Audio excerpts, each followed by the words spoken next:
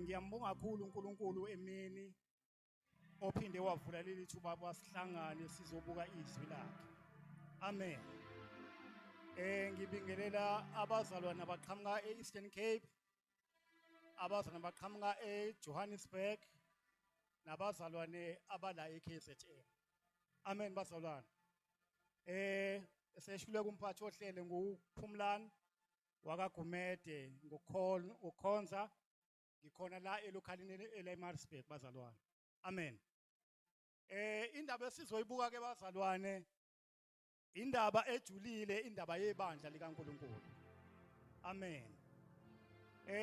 Ngifike kubazalwane eminyakeni eminingi eyadlulayo beyixoxa indaba yebandla.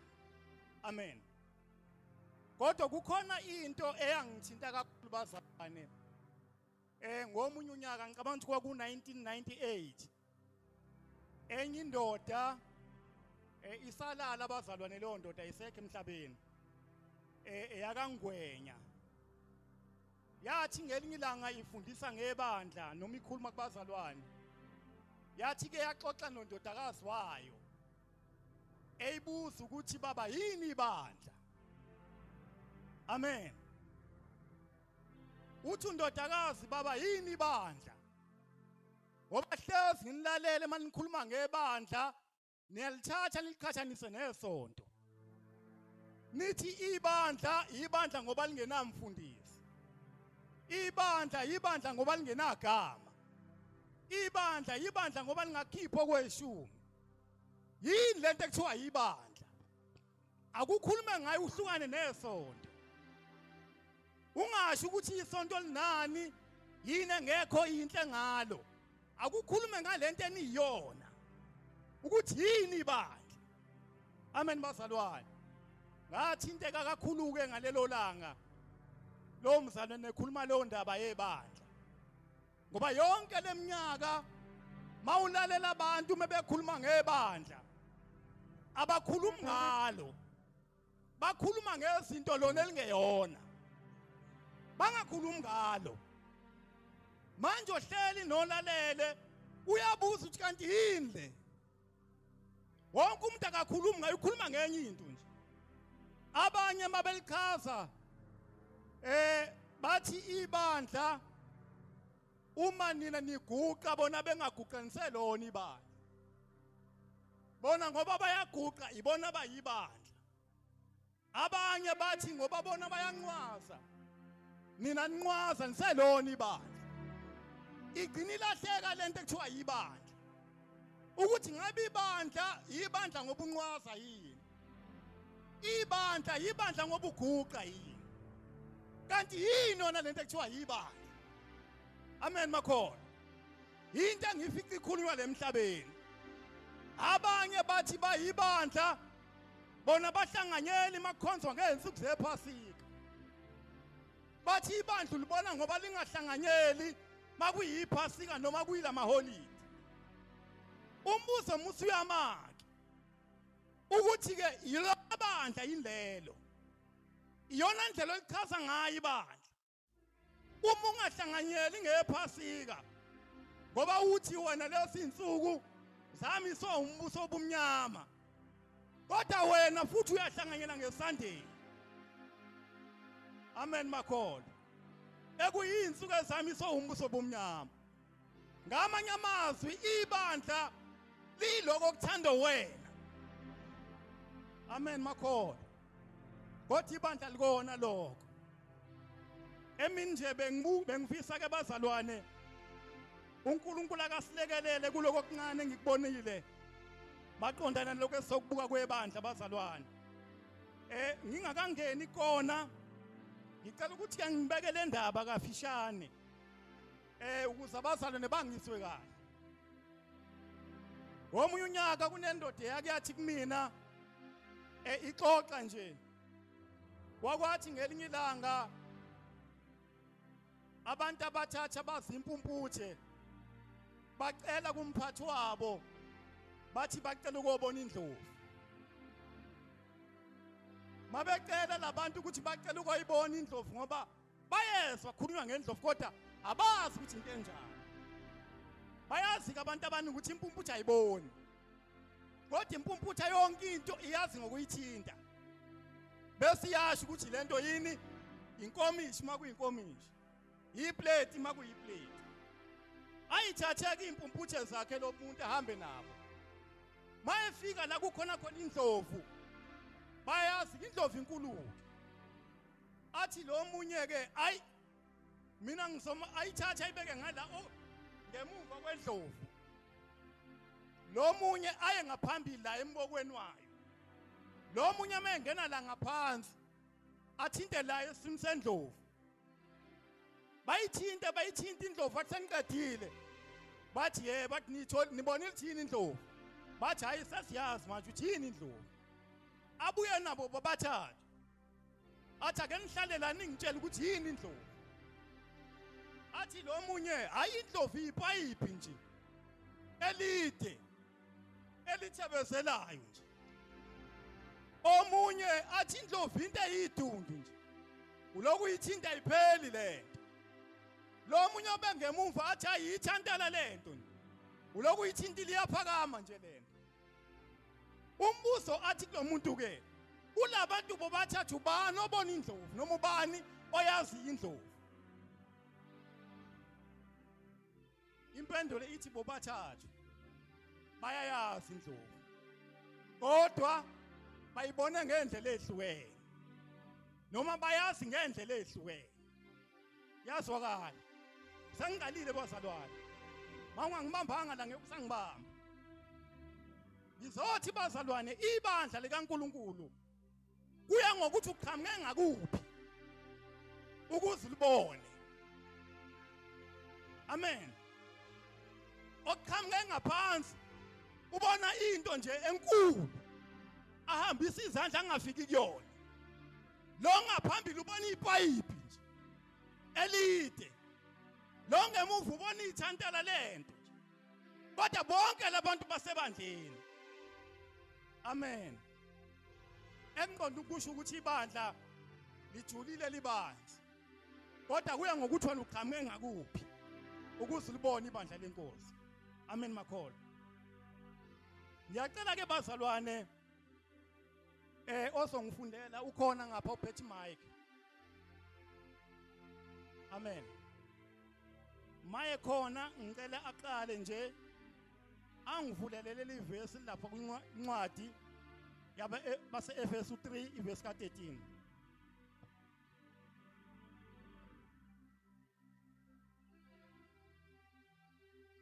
Isolami manje likubonile wenu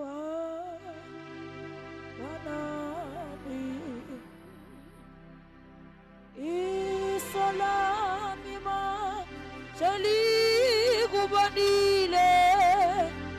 wenu wanami.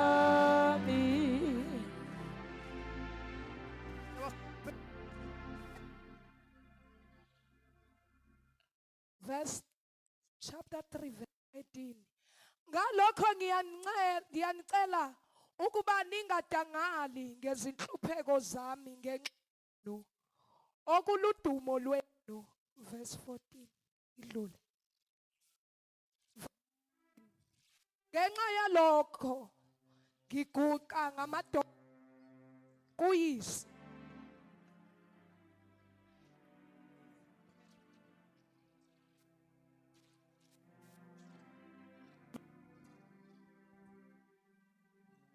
Jesus.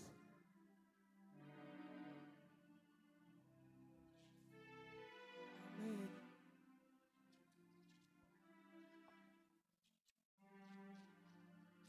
Jesus. Jesus.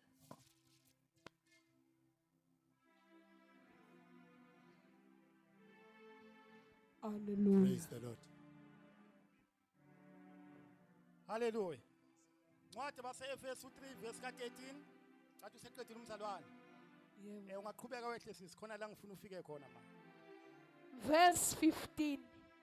Eyethiwa ngaye imindeni yonke ezulwini nasemhlabeni ukuba ngokwengcebo yenkazimulo yakhe aninike ukuqiniseka emandleni ngomoya wakhe kumuntu ongaphakathi. Make encane sisathi sihambe kakhulu.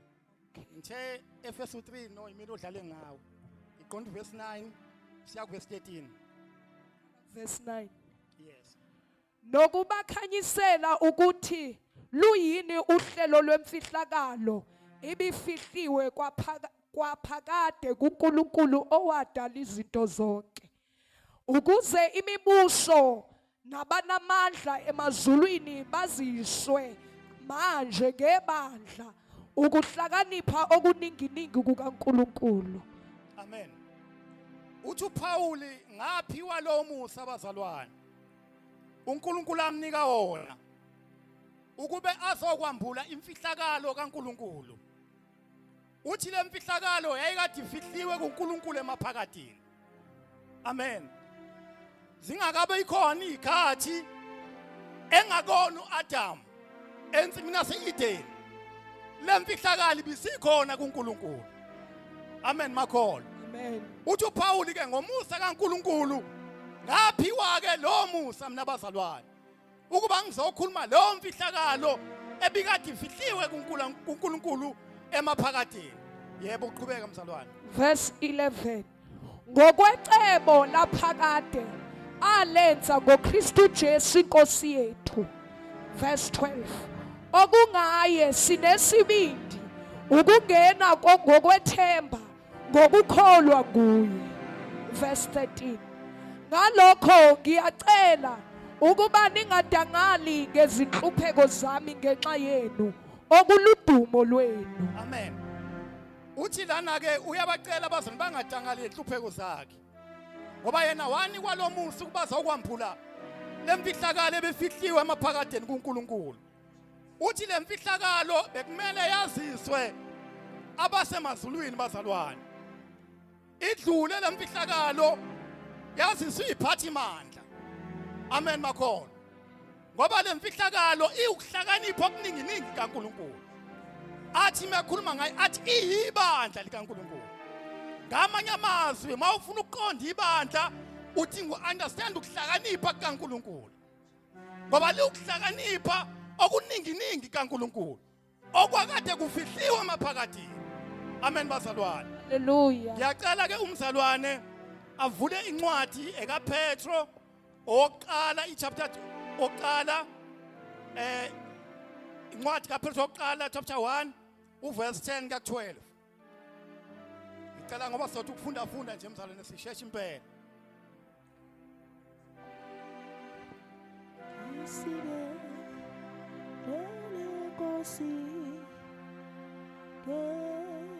Verse 10. Ngayo leyo nsindiso babefunisisa bephenyisisa abaprofeti ababeprofeta ngomusa obuzakuza kinina. Verse 11.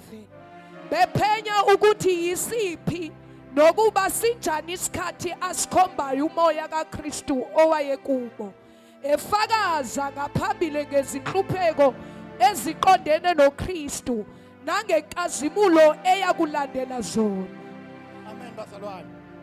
Lithi ke abaprofeti babephenya bephenyisisa bebheka isikhathi lensindiso eyofika ngaso kanye nenhlupheko eziyomehlekela uKristu.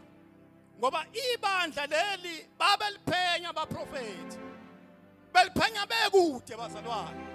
Amen. Bebuka lolu hlobo lwabantu noma lolu hlobo lwalento uNkulunkulu ayihlelileyo ukuthi izothi mayifika yona izobe inenkazimulo kaNkulunkulu. Amen. Baphenya ke abaprofeti bebheka isikhathi la lento ekuthiwa yibandla eliyinsindiso kaNkulunkulu eyofika ngaso. Abaningi ke balabo baprofeti abanye oIsaya, abanye oHezekiya, abanye ngoDaniel base balala bazalwane. Bebhekele into kodwa bengasange befike kuyona. Kodwa babazi ukuthi kunento uNkulunkulu ayihlelileyo. Amen makhona. Ngizocela ufunda incwadi kaDaniel 2 verse ka 44. Sibuka lento ekuthiwa yibandla bazalwane.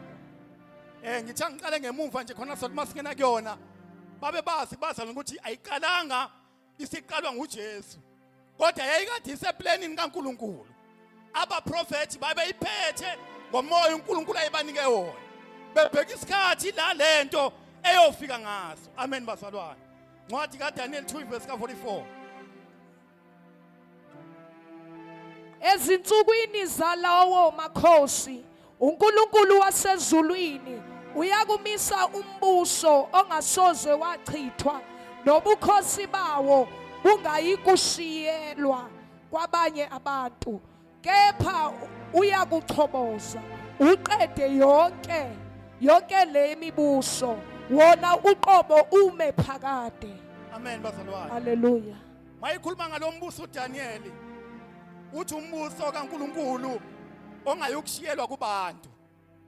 Lithi ngaye ikhathi zalawo makhosi uNkulunkulu uyakuyichitha yonke imibuso ekhona. Noma ngabe inhlobo yombuso ebonakala ikhona manje, kodwa iqiniso lithi ngelinye ilanga injani iyophela. Bese lo mbuso kaNkulunkulu ume phakade. Ukhuluma ngebandla bazalwane. Amen. Ngoba lona maselikhula bazalwane lizokhula lichoboze yonke leminye imibuso ebonakala ikhona. Noma ngabe obuke kunamandla namhlanje, kodwa iqiniso ukuthi ngekume ngaphezulu kwebandla kaNkulunkulu.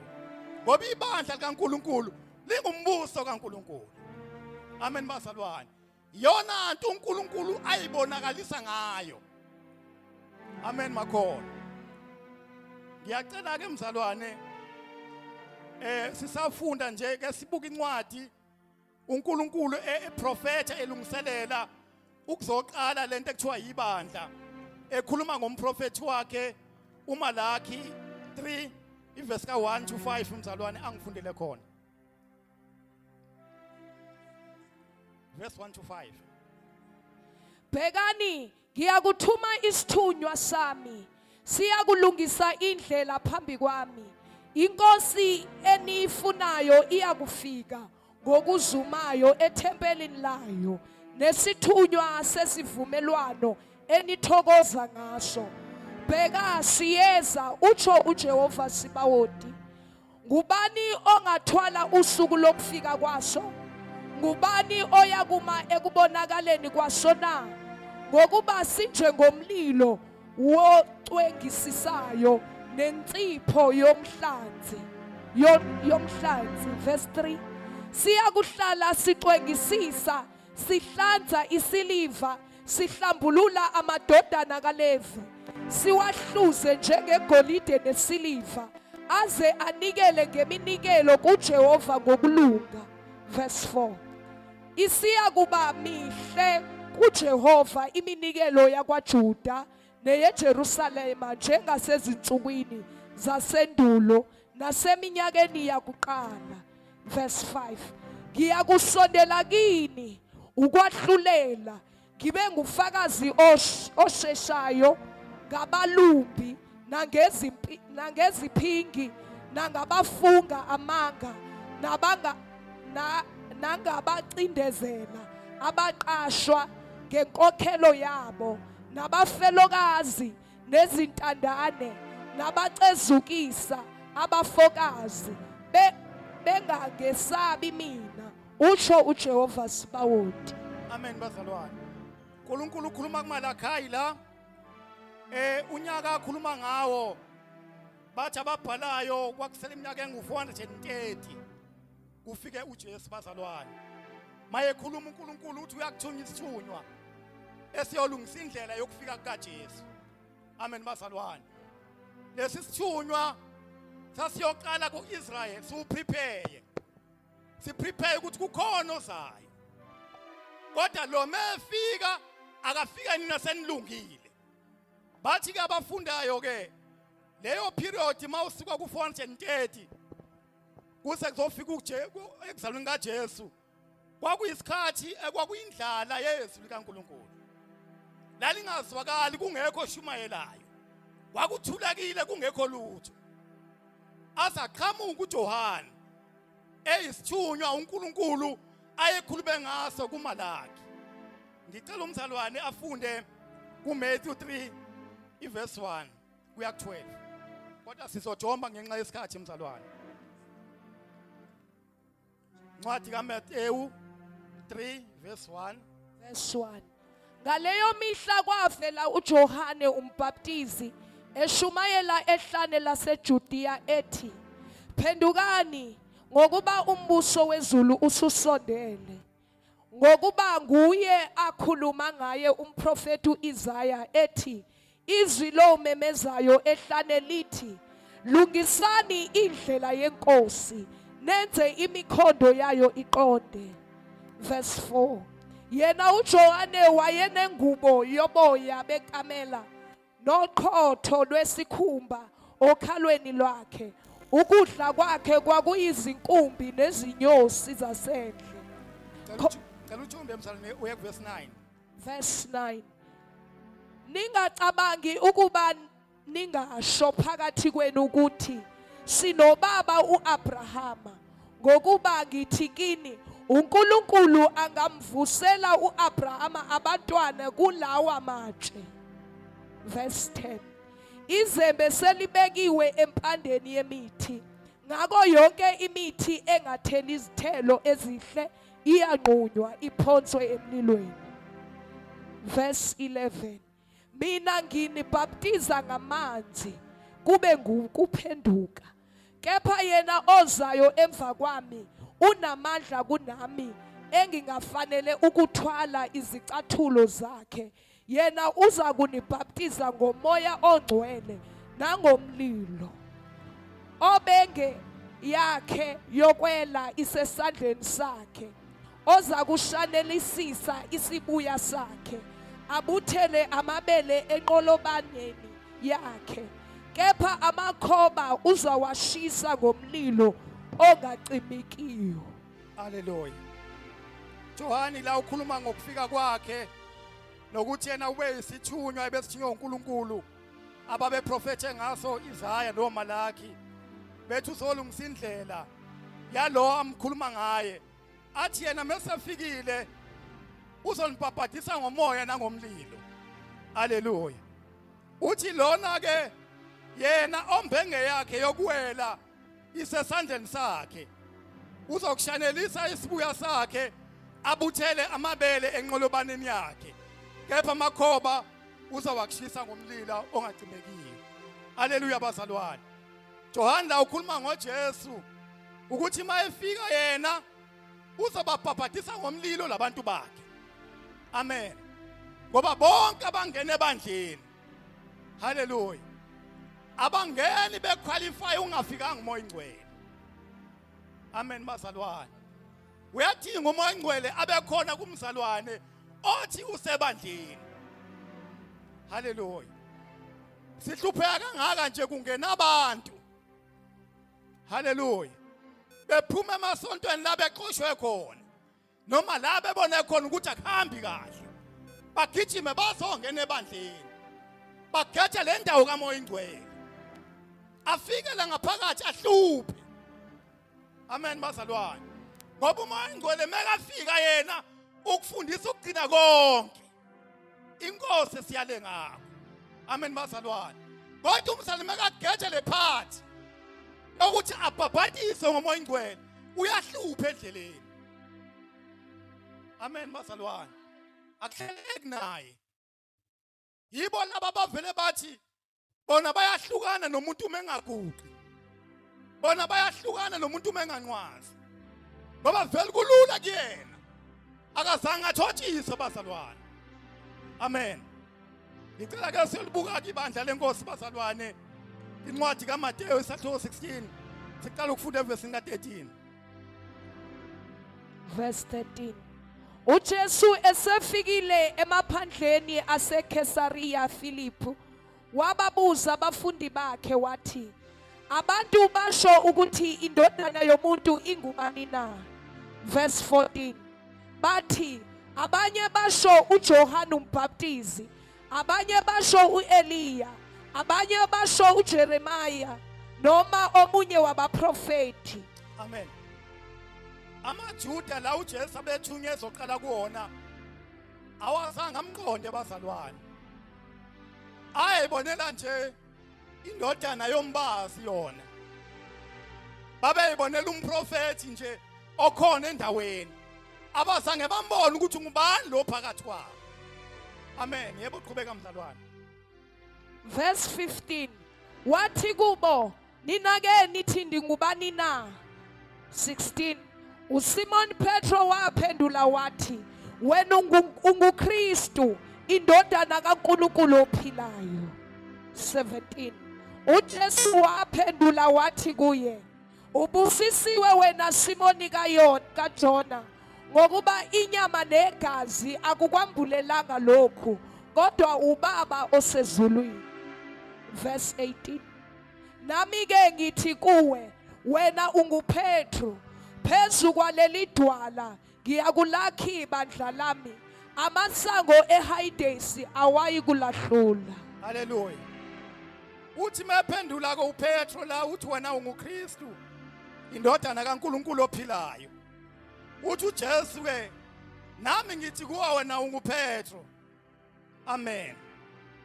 Bese athi phezu kwaleli dwala ngiyakulakha ibandla lami, amasango eHadesi awayikulahlula.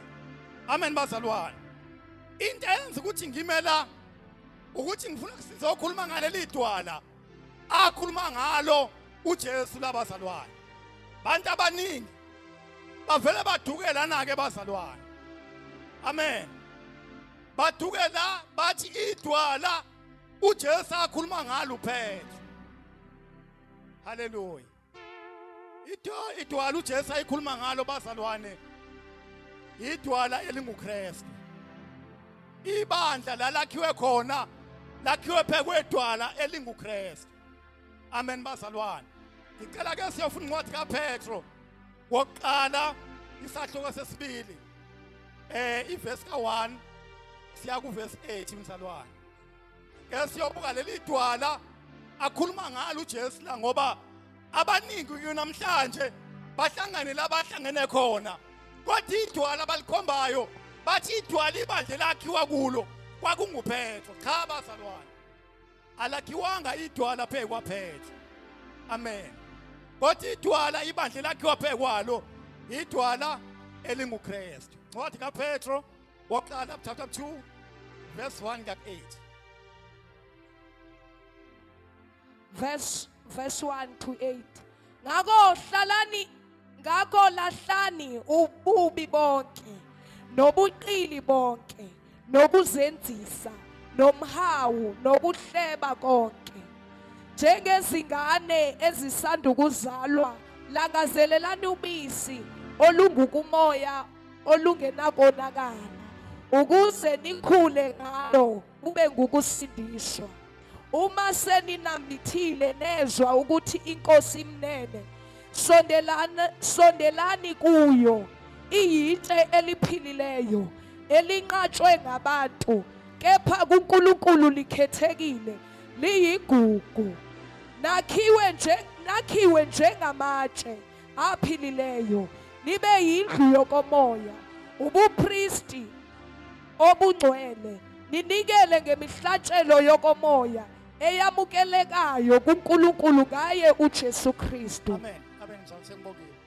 Uthi uPetro sondelani ke kuyo, ngoba yona iyitshe elinqatshwe ngabakhi, kodwa kuNkulunkulu yini liyigugu likhethekile bazalwane.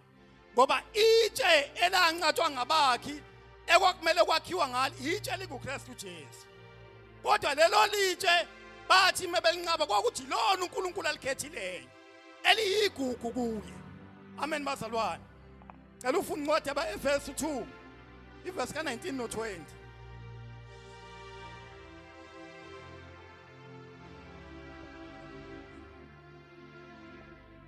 Efesu 2 verse 19 no20. Ngakho aniseyibo abafokazi nezihambi, kodwa senimbuso munye nabangcwele, ningabendlu kaNkulunkulu. Verse 20. Nakhiwe phezu kwesisekelo sabapostoli nabaprofetu, uKristu Jesu uqobo lwakhe eyitshe legumbi. Amen bazalwane. Nali itshe ekhuluma ngalo uJesu ukuthi thina siyakhiwa phezu kwalo. ngoba uyena oyitshela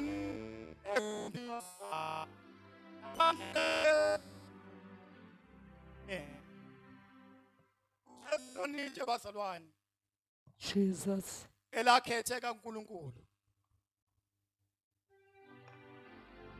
ilona litshe elikhethekileyo kuNkulunkulu elanqathwa ngabakhe uthi koPawula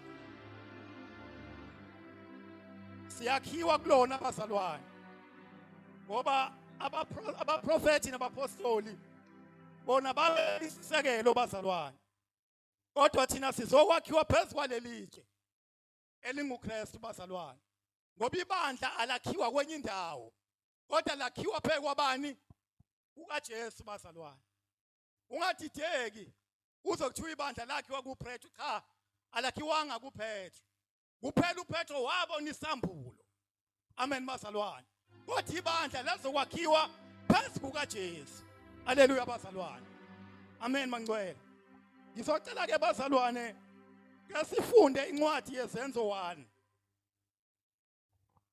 incwadi yezenzo sahluko 1 uverse oka 3 mhlambe siya ku verse 8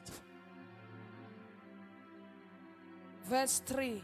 Waziveza kubo ephilile emva kokuhlupheka kwakhe ngobufakazi obuningi wabonwa yibo izinsuku ezingama40 ekhuluma ngezombuso kaNkuluNkulu. amen lithi iBhayibheli wasiveza kubo ephilile emva kwezinsuku ezingama40 after 40 days uJesu efeni uzobonakala phakathi kubapostoli bakhe ephilile bazalwane lithi iBhayibheli wayekhuluma ngezombuso kaNkuluNkulu yebo qhubeka verse 4 Verse 4. Kwathi ehlangene nabo wabayala ngokuthi ningamuki eJerusalema kodwa nihlalele isithembiso sikayise enasizwa ngami. Verse 5. Ngokuba uJohane wayebhaptiza ngamanzi kepha nina niza kubhaptizwa ngomoya ongcwele kungakadluli izinsuku eziningi. amen bazalwane Hallelujah. Johani ngale uthi mina nginibhaphathisa ngamanzi kube ngukuphenduka kodwa yena lo semva kwami uzonibhaphathisa ngomoya oyingcwele uthi uJesu uhlalani ke la eJerusalem amen bazalwane kuze kufike isithembiso enganitshela ngaso amen bazalwane kuzokwakhiwa ibandla manje bazalwane amen yebo qhubeka mzalwane Verse 6. Khona labo ababebuthene bambuza bathi Nkosi usawubuyisela umbuso kaIsrayeli ngalesi sikhathi na wathi kubo akusikho okwenu kwazi izikhathi noma imizuzu ubaba akumisele ngamandla akhe kodwa niza kwamukeliswa amandla umoya ongcwele esefikile phezukwenu nibe ngofakazi bami eJerusalema naseJudiya lonke naseSamariya kuze kube sekugcineni komhlaba amen bazalwane abapostoli la banomqondo ukuthi uJesu uzomisa umbuso waIsrayeli bayambuza bathi usubuyisele yini lo mbuso phezu kwabantwana bakwaIsrayeli na uthi uJesu akusikho kwena okwazi ikhathi ubaba akumiseleyo kodwa ninahlalana eJerusalema nize nemphathiso amandla kaMoya Ingcwele amen bazalwane ngicela ke umzalwane afunde ngale kwizenzo 2 afunde kuverse 4 sehle naye bazalwane base begcwala bonke noma qala khona kuverse 1 khona kuzozwakala kahle mzalwane kwathi sekufikile usuku lwePentecost bonke babebuthene ndawonye ngokungazelelwe kwavela ezulwini inhlokoma kwangathi eyokuvunguza komoya onamandla yona yagcwalisa indlu yonke ababehlezi kuyo. Verse 3.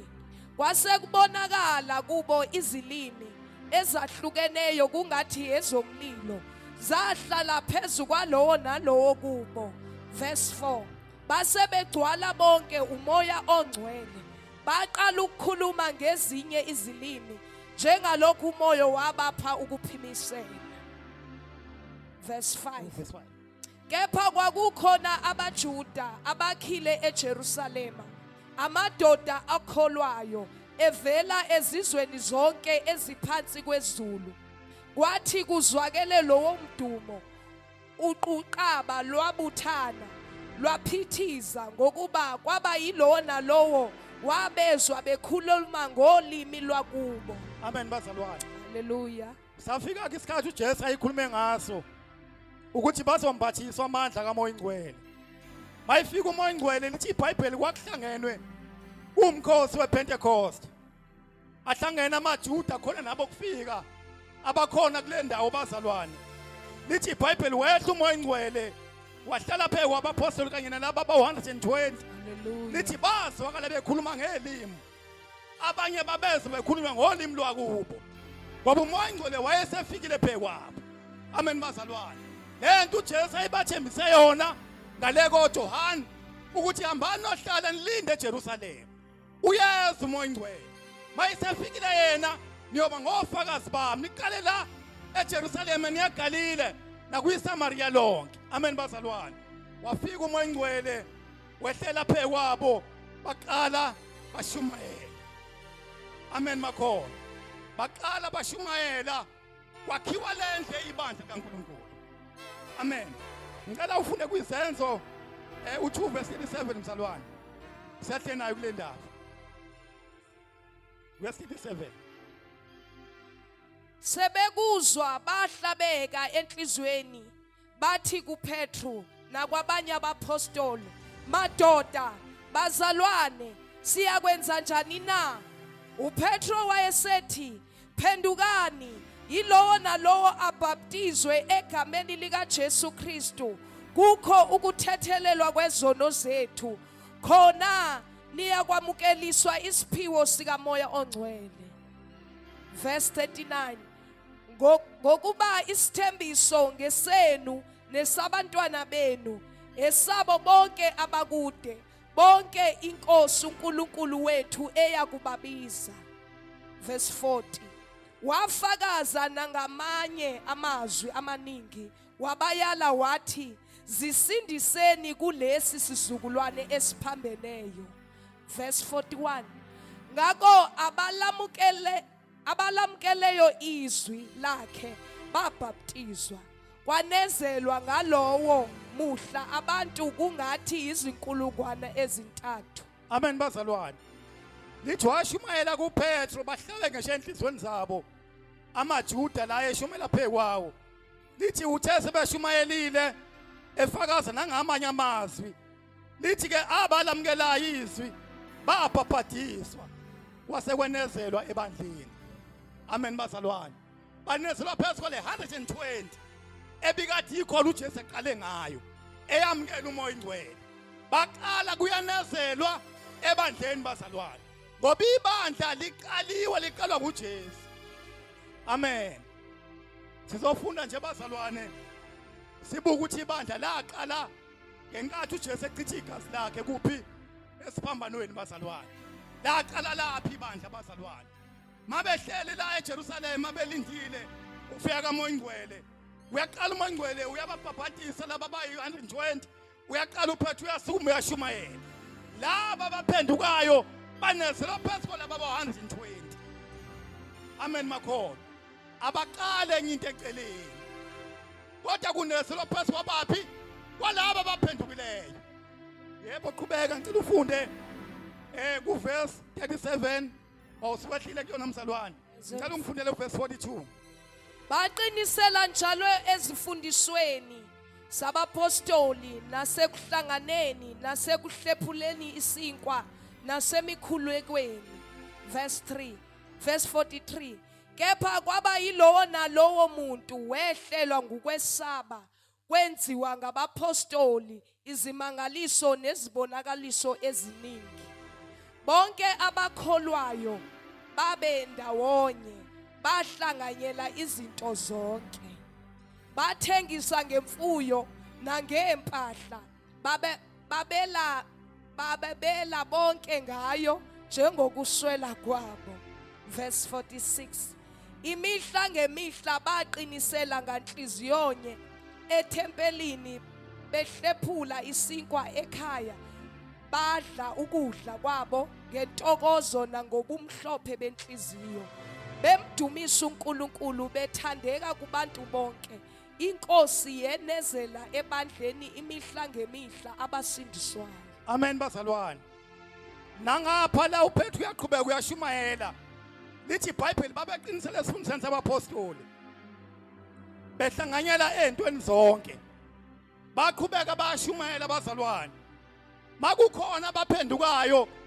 Lithi iBhayibheli bayanezela. Amen bazalwane. Banezela kuloko kunjani? Okuqaliweyo.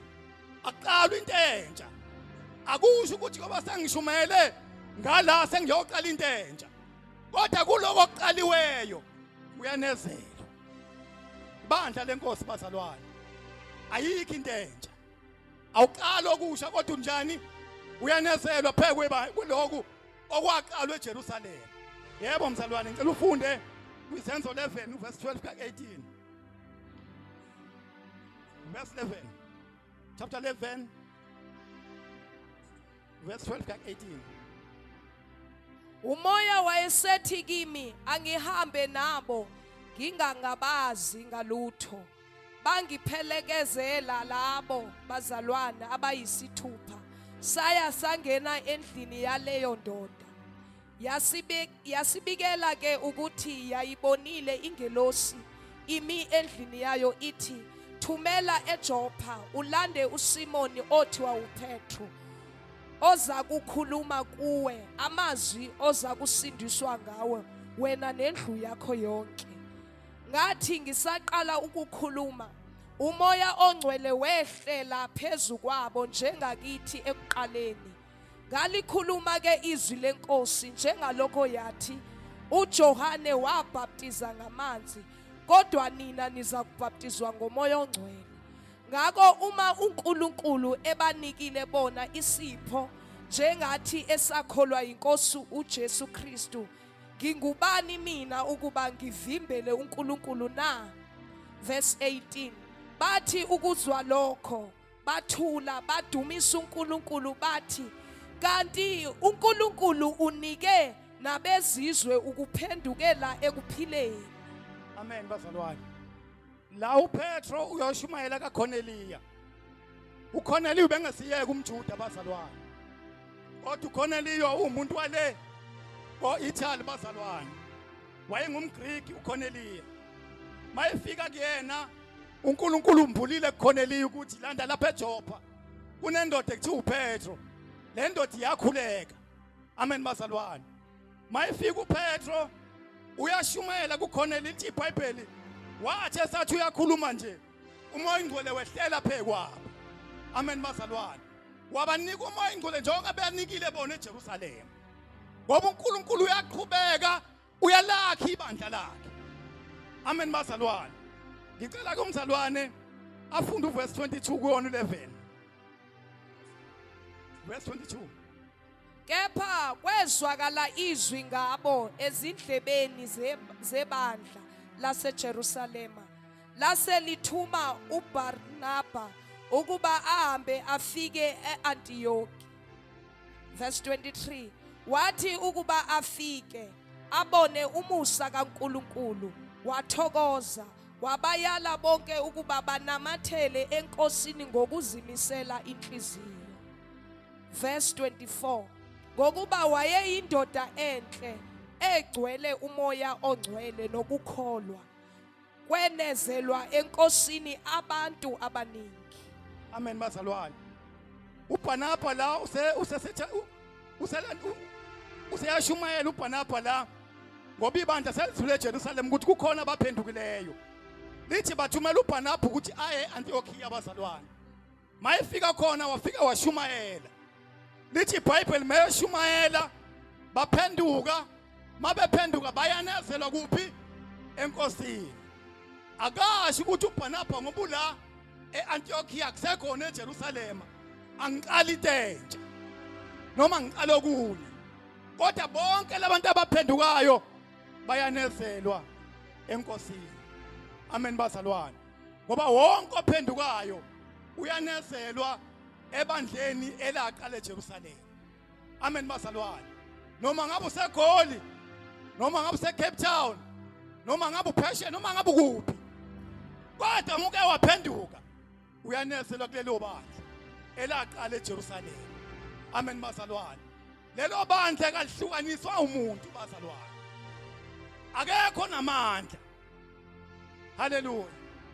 Akekho namandla okuhlukanisa lento uNkulunkulu ayiqalayo. Noma ngakuthiwa uyinceku uNkulunkulu ayinika amandla kangakanani. Kodwa unawo amandla okuhlukanisa umsebenzi kaNkulunkulu. uPaul mafika eKorinte sebaqala baze befuna ukuhlukana. Amen bazalwane.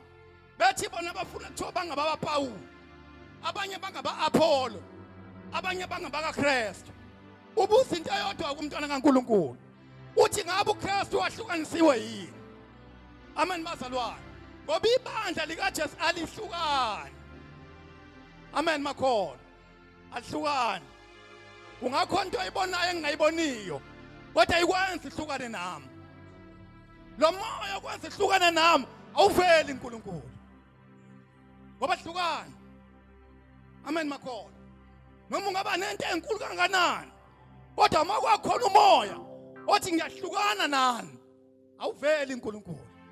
Ngoba ukwahlukana kuyimisebenzi yenyama. Uthi uPaul abanjalo bayokulihla ifa lombuso kaNkulunkulu. Amen. Ngeke siyofunda ke mzalwane. Osufundisa zo 22. Ngifuna ukuzothi ke bazalwane leli bandla lingumbuso kaNkulunkulu. uPaul mayekhuluma ngalo kwincwadi yabaseFilipi 3. Ngicela ungifundele verse 20 nje mzalwane. Yes. Kodwa kwakukhona abanye kubo amadoda aseKupro naseKurene abathi befika eAntiyokiya bakhuluma nakumaGriki beshumayela ivangeli ngeNkosi uJesu. Verse 20. Chapter 3 verse 20. Verse 20. Ukuze kufike izikhathi zokuhlunyelelwa ezivela ebusweni benkosi nokuba ithume uKristu Jesu enimiselweyo, okumelwe ukuba izulu limamukele, kuze kube izikhathi zokubuyiselwa kwakho konke uNkulunkulu akhuluma ngakho ngomlomo wabaprofeti bakhe abangcwele kusukela ekwaphakade. Verse 22. uMose kambe wathi. Amen. Amen mzalwane. Ngicela incwadi yabaseFilipi chapter 3 verse 20.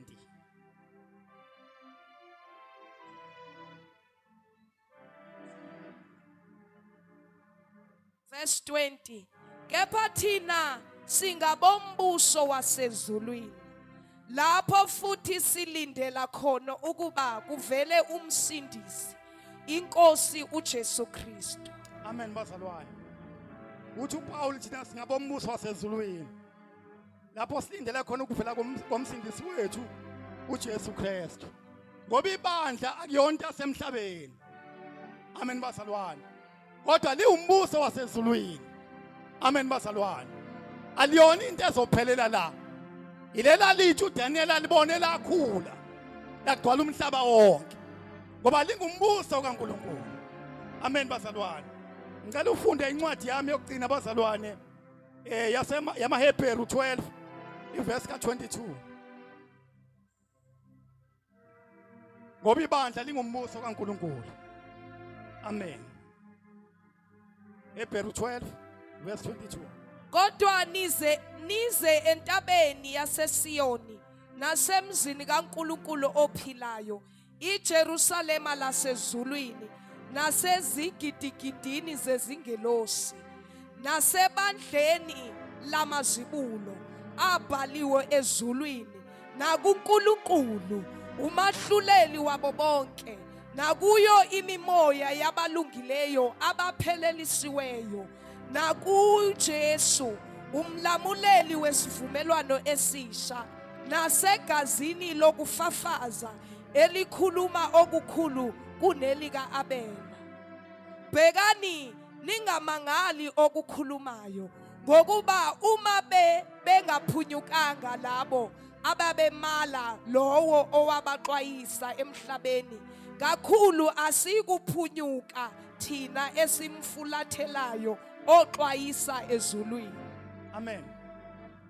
Lithi iBhayibheli asizange entabeni ephathekayo nesho umlilo bazalwane, kodwa sizwe ebandleni elibhaliwe nasemazulwini. Haleluya. Ngoba leli bandla abazalwane esikhulu, amen, asikho emqondweni wendoda thizeni bazalwane, kodwa sikwinhliziyo kaNkulunkulu, sikwiplan kaNkulunkulu. Lithi ke leli bandla libhaliwe emazulwini. Ngelinye ilanga uJesu uzokalithatha leli bandla lakhe. Amen bazalwane.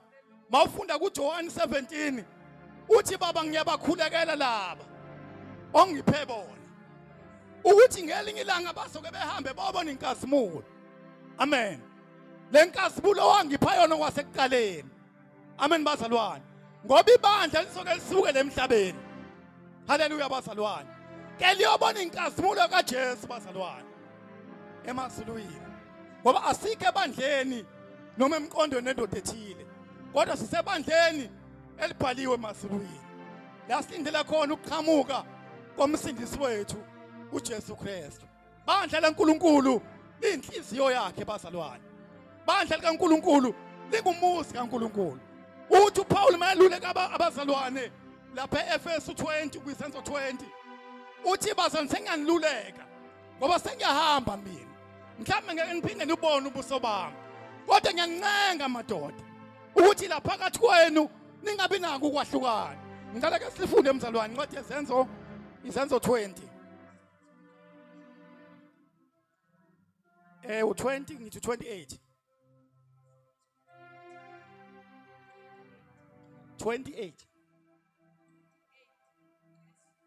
Zenzo 20 verse 28.